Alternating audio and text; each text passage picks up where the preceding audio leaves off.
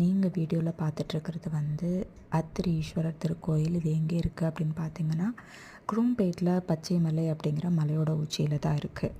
இந்த கோயிலோட ஸ்தல வரலாறு என்னன்னு பார்த்தீங்கன்னா, இங்கே 18 சித்தர்களையும் தாண்டி 128 சித்தர்கள் வந்து தவம் பண்ண இடம்தான் இந்த அத்திரி ஈஸ்வரர் திருக்கோயில் இருக்க இடம்.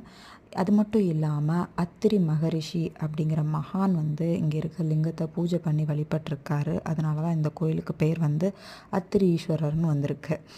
உடனுரை தாயார் யாருன்னு பார்த்தீங்கன்னா அனுஷியா தேவி அம்மாள்.